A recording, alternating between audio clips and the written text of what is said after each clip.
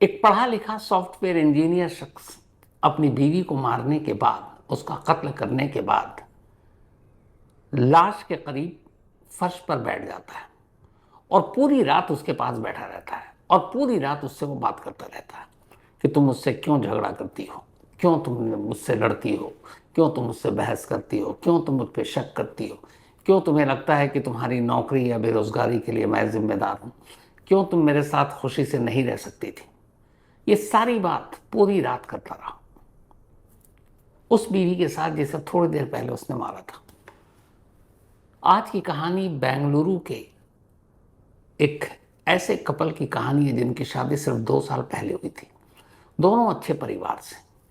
राकेश खेडेकर, 35 साल की उम्र, सॉफ्टवेयर इंजीनियर और सीनियर प्रोजेक्ट मैनेजर। हिताची मशहूर कंपनी है तो हिताची सिस्टम में सीनियर प्रोजेक्ट मैनेजर। गौरी संबेकर, 32 साल की। गौरी संबेकर ने मास कॉम किया, मीडिया में, शायद जर्नलिस्ट बनना चाहती थी। तो गौरी और राकेश की शादी दोनों के घर वालों की मर्जी से अरेंज मैरिज थी। राकेश पुणे में रहा करता था। घर वालों ने रिश्ता देखा, दोनों की मर्जी, शादी तय हो गई। 2022 में दोनों की शादी हुई, 22 के एंड में। राकेश पुणे में ही बेस था, वर्क फ्रॉम होम कर रहा था इसी हिताची सिस्टम कंपनी के लिए। और गौरी एक कंपनी में काम कर रही थी। जिंदगी ठीक ठाक चल रही थी, सब कुछ ठीक था। लेकिन अचानक अभी फरवरी में राकेश को एक ऑफर मिला बेंगलुरु से और बेंगलुरु उसने ट्रांसफ़र ले लिया, बेंगलुरु पहुंच गया।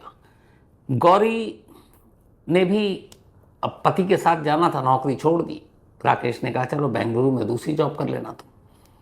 अब मियाँ बीवी दोनों बेंगलुरु पहुंच गए फरवरी में। बेंगलुरु जाने के बाद साउथ बेंगलुरु के एक अच्छे इलाके में इन्होंने एक फर्स्ट फ्लोर पे अपार्टमेंट किराए पर लिया। अब दोनों हस्बैंड वाइफ वहीं रहने लगे। सब सेट हो गया। वर्क फ्रॉम होम अपना वहाँ से भी राकेश कर रहा था। इधर गौरी ने हर कंपनी में अपना बायोडेटा, सीवी जमा करना शुरू किया जॉब के लिए। अब बेंगलुरु ही उनका आशियाना था आने वाले कई सालों तक, तो गौरी ने तय कर रखा था यहीं वो जॉब करेगी। शादी से पहले भी उसने कह रखा था कि मैं जॉब करूंगी और राकेश तैयार था। अब इधर दिन बीतने लगे, घर सेट हो गया, लेकिन गौरी की नौकरी नहीं लग रही है।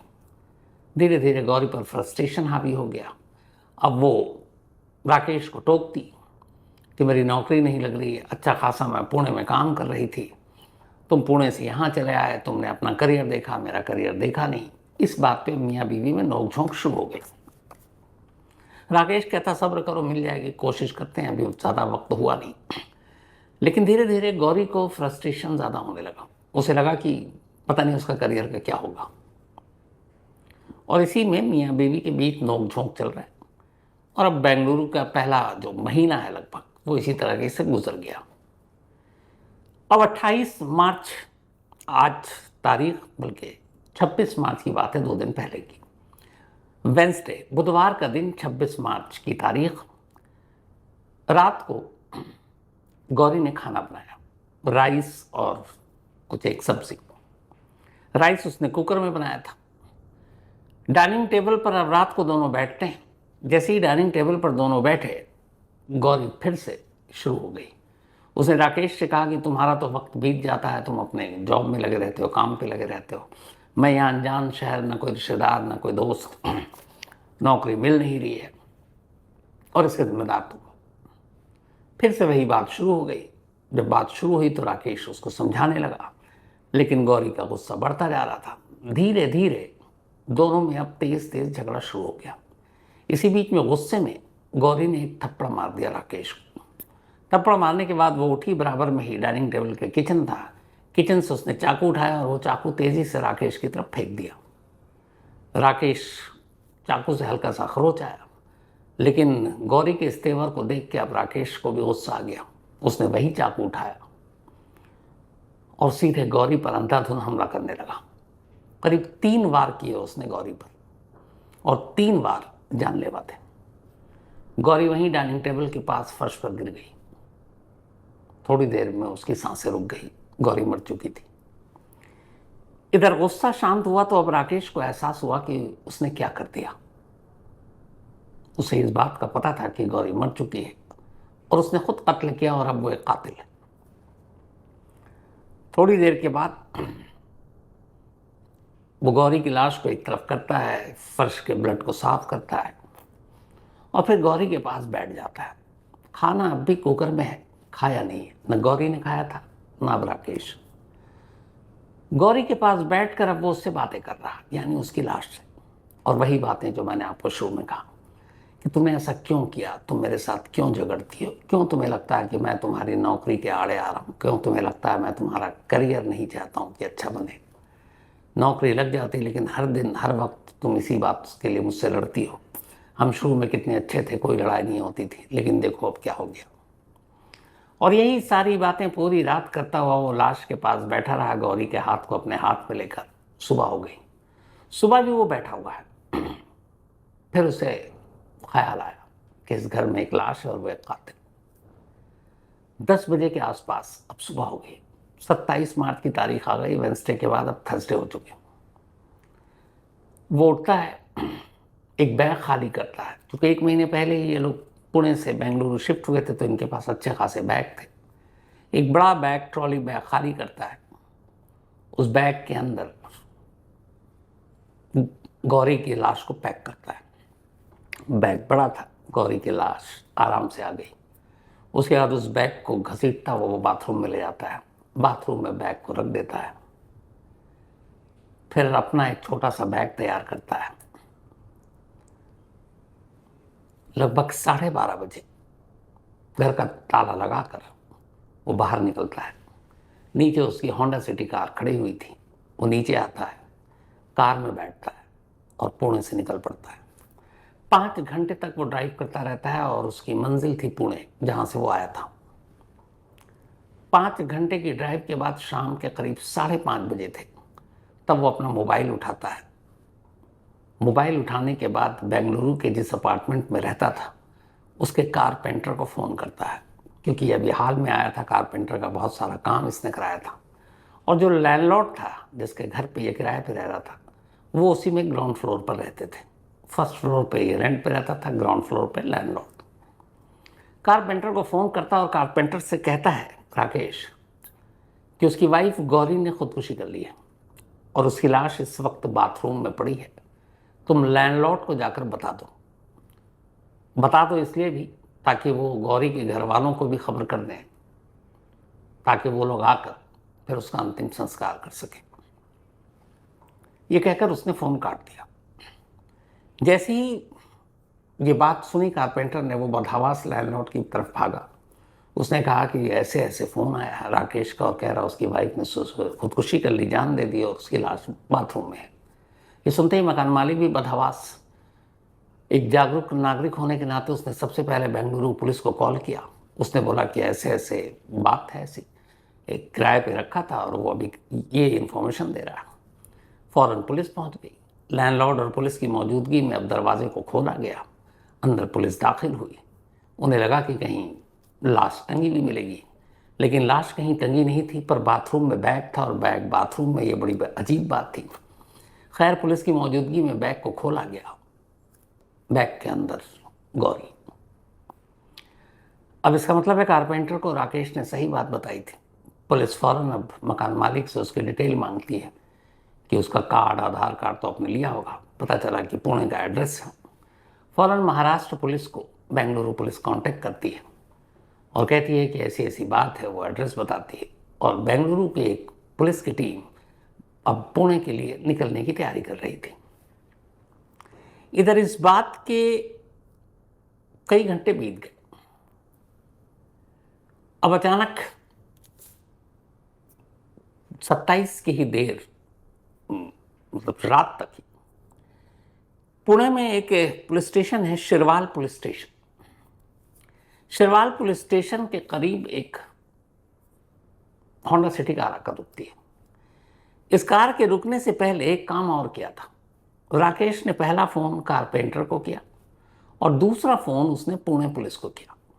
पुणे पुलिस से उसने कहा कि उसका नाम ये है, उसने अपनी बीवी का कत्ल किया। यहाँ ये नहीं कहा कि उसने अपनी जान दी है, उसने कहा कत्ल किया है, ये एड्रेस है और मैंने कारपेंटर को भी बता दिया है, आप भी बेंगलुरु पुलिस को इन्फॉर्म कर दीजिए और मैं सरेंडर कर दूंगा।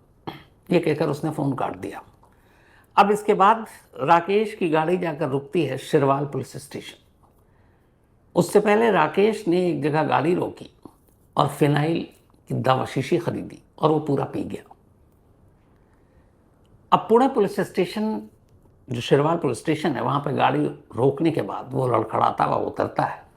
पुलिस स्टेशन के अंदर दाखिल हो रहा था। कुछ पुलिस वाले उसे देखते हैं और वो इतना ही कहता है कि मेरा नाम राकेश खेडेकर है, मैं पुणे से आ रहा हूँ और मैंने पुणे में अपनी बीवी का कत्ल किया है और सरेंडर करना है।